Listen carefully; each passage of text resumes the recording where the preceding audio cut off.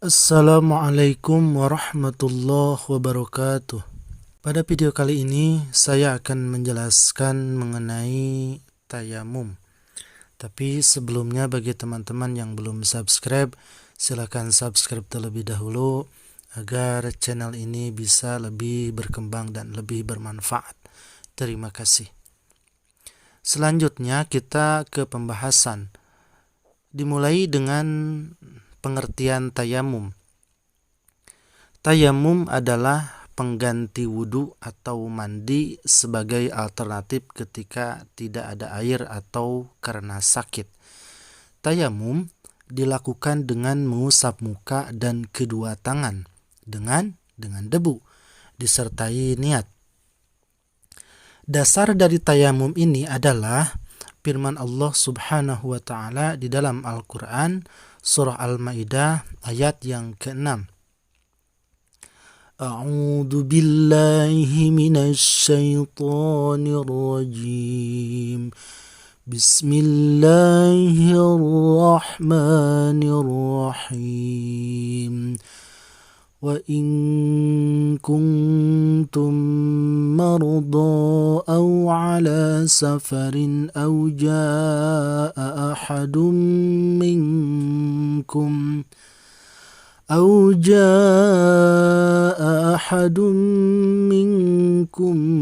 من الغائط أو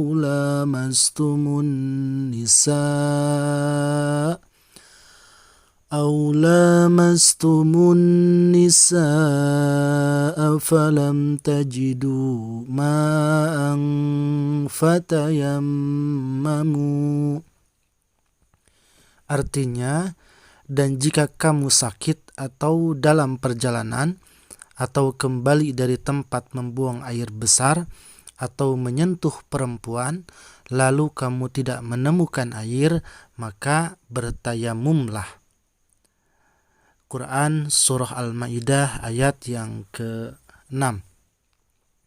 Sepintas, penggunaan debu sebagai sarana bersuci tidaklah sesuai menurut akal kita.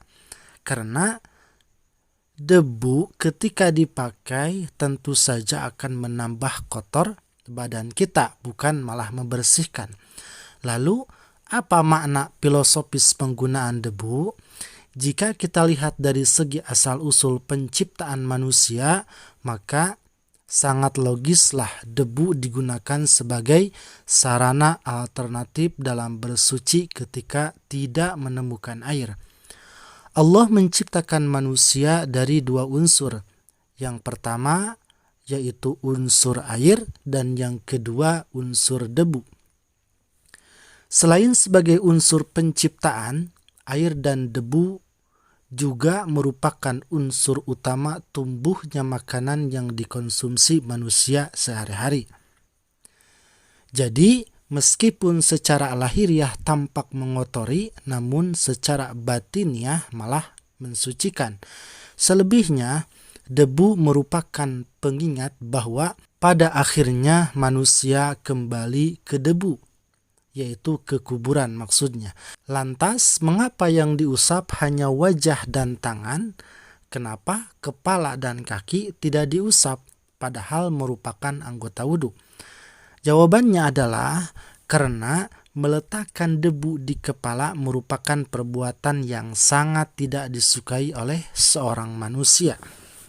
Sedangkan kaki tidak wajib diusap dengan debu, karena kaki biasanya memang ditempatkan di tanah.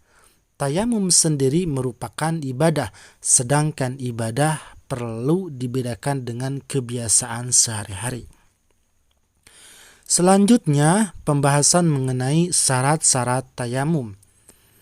Yang pertama, syarat diperbolehkannya seseorang bisa melakukan tayamum adalah ada halangan untuk menggunakan air. Hal ini bisa jadi karena satu, tidak menemukan air, kedua, ada air tetapi dapat menimbulkan dampak negatif pada tubuh kita jika digunakan, seperti karena sakit. Yang ketiga, ada air tapi dibutuhkan untuk yang lebih penting, semisal untuk minum dan makan. Yang kedua, menggunakan debu suci yang belum pernah digunakan untuk bersuci dan tidak ada campuran benda lain, semisal air atau minyak wangi.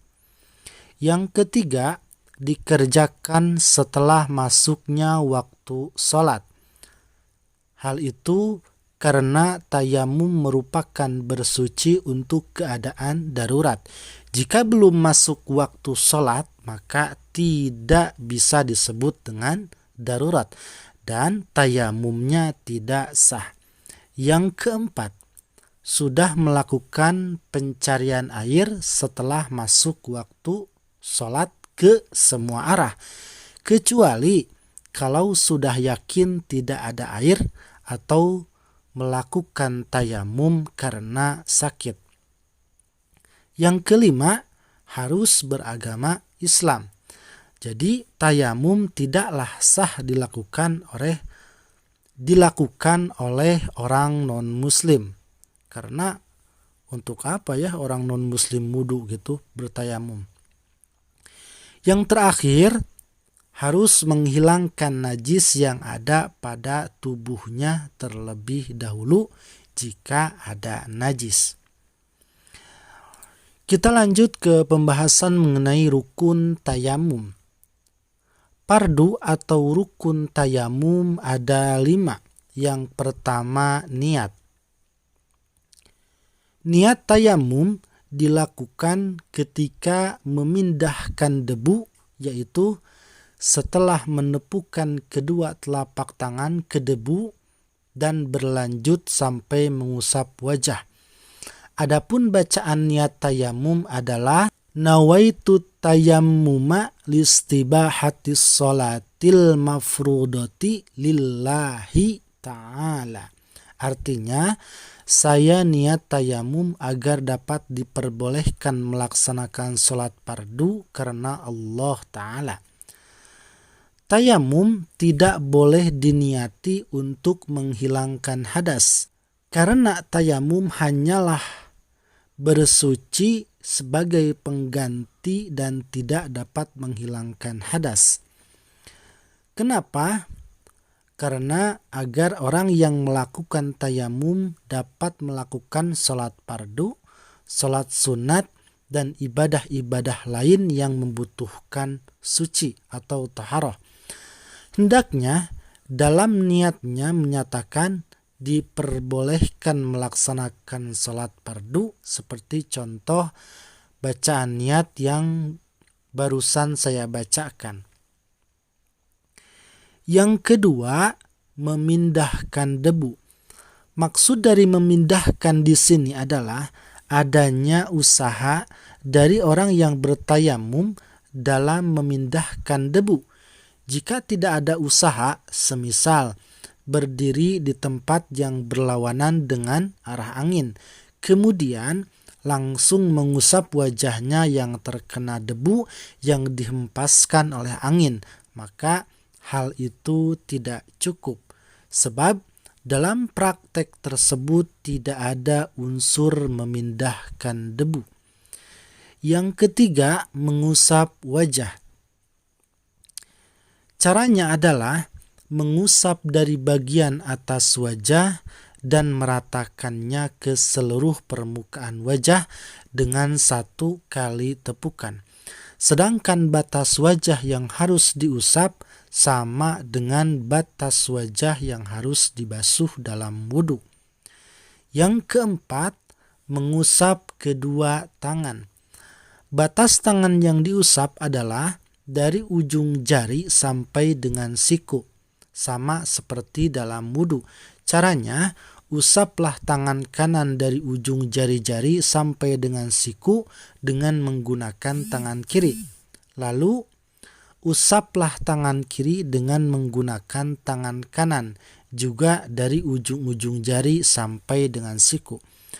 Untuk mengusap wajah dan kedua tangan harus menggunakan tepukan yang berbeda. satu tepukan untuk wajah dan satu tepukan lagi untuk kedua tangan. Jadi tidak boleh menggunakan satu tepukan untuk mengusap wajah dan mengusap tangan.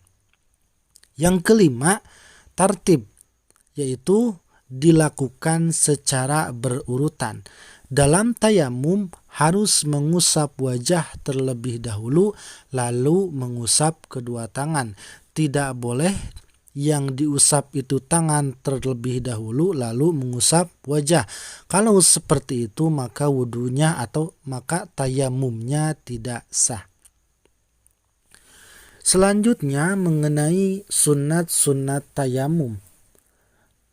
Sunat-sunat tayamum yang pertama adalah membaca basmalah, yang kedua bersiwak, yang ketiga membaca 2 kalimah syahadat terlebih dahulu, yang keempat menghadap kiblat, yang kelima melepas cincin di tepukan pertama yang digunakan untuk mengusap wajah.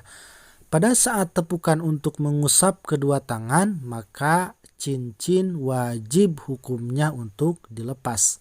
Yang keenam, merenggangkan jari-jari tangan di saat melakukan tepukan pada debu. Yang ketujuh, mendahulukan anggota yang kanan daripada yang kiri. Yang kedelapan, mendahulukan bagian atas dalam mengusap wajah. Yang kesembilan, menipiskan debu terlebih dahulu sebelum diusapkan. Yang kesembilan, menipiskan debu terlebih dahulu sebelum diusapkan dengan cara ditiup atau dikibaskan. Hal itu jika debu yang melengket pada telapak tangan sangat tebal. Yang 10, mengusap melebihi batas yang wajib diusap baik dalam wajah atau tangan.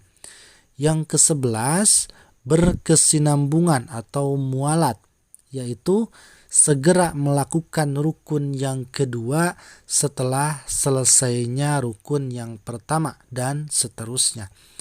Yang ke-12, sunnah membaca doa setelah tayamum. Doanya sama seperti setelah berwudu, yaitu Asyhadu an la ilaha illallah wahdahu la syarikalah wa asyhadu anna Muhammadan abduhu wa rasuluh.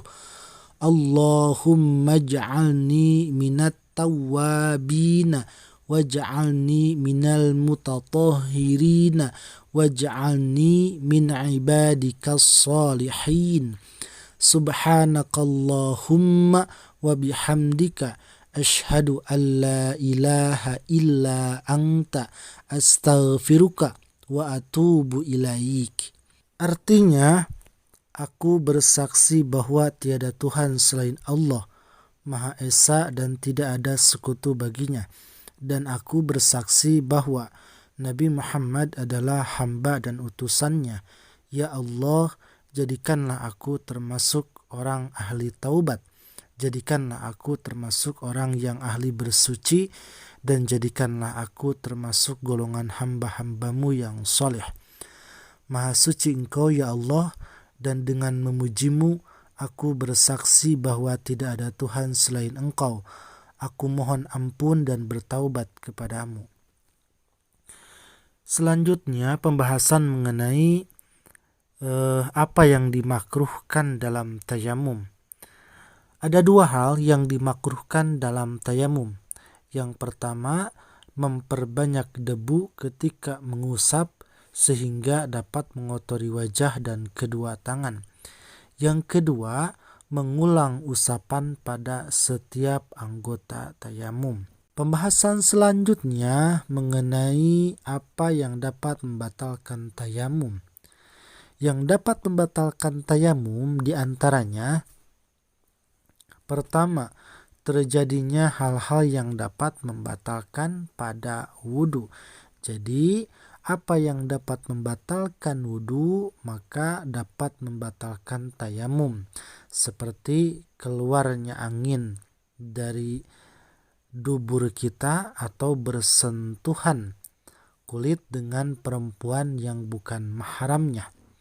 Yang kedua, yang dapat membatalkan tayamum adalah sebelum memulai sholat meyakini, menduga, atau mengira adanya air, kecuali bila bertayamum karena sakit, atau sudah memulai sholat namun sholat yang dilakukan adalah sholat yang tidak gugur sebab tayamum, dalam artian wajib mengulangi lagi. Yang ketiga, yang dapat membatalkan tayamum adalah murtad, yaitu keluar dari agama Islam. Yang keempat, hilangnya sakit bila ia bertayamum karena sakit, kecuali bila sudah memulai melakukan sholat maka tayamumnya tidak batal. Yang kelima, bermukim atau berniat mukim bagi orang yang bertayamum karena dirinya musafir. Timbul pertanyaan, sholat dengan tayamum apakah wajib diulangi atau tidak? Jawabannya, sholat dengan menggunakan tayamum ada kalanya tidak harus diulangi, ada pula yang harus diulangi. Pertama, tidak usah mengulangi sholat apabila pertama, bertayamum di tempat yang sudah biasa tidak ada air. Yang kedua, butuh pada air untuk diminum. Ketiga, butuh menjual air untuk biaya hidup. Yang keempat, tidak mampu membeli air. Yang kelima, mampu membeli air akan tetapi uangnya dibutuhkan untuk biaya hidup atau melunasi hutang. Yang keenam, harga air di atas harga standar. Yang ketujuh, sulit untuk mengambil air karena terhalang musuh atau terhalang binatang buas. Yang kedelapan, tidak menemukan alat untuk mengambil air. Kesembilan, khawatir membahayakan pada dirinya atau orang lain. Yang kesepuluh, khawatir memperlambat kesembuhan. Yang kesebelas, menambah parah sakit yang dideritanya. Yang kedua belas, berdampak negatif pada anggota tubuh bagian luar. Selanjutnya, sholat harus diulangi apabila pertama, melakukan tayamum di tempat yang biasanya ada air, hanya saja pada saat itu kebetulan habis. Yang kedua, lupa kalau punya air. Yang ketiga, kehilangan air di kendaraan saat perjalanan. Yang keempat, meletakkan satir di anggota wudhu pada saat ia tidak punya wudhu. Yang kelima, terdapat satir atau penghalang di anggota tayamum. Yang keenam, bertayamum sebelum masuk waktu, sebab bersuci dengan tayamum boleh dilakukan jika darurat. Jika waktu sholat belum masuk, maka tidak bisa disebut darurat. Yang ketujuh, tayamum karena sangat dingin. Yang kedelapan, tayamum dalam perjalanan yang maksiat. Yang kesembilan, bagian tubuhnya ada yang najis, kecuali jika najisnya dimakfu. Dalam 9 pokok di atas, seseorang diharuskan sholat dengan menggunakan tayamum, tapi wajib mengulangi sholatnya jika keadaannya sudah normal. Kiranya pembahasannya saya cukupkan sekian, mudah-mudahan bisa bermanfaat. Wassalamualaikum warahmatullahi wabarakatuh.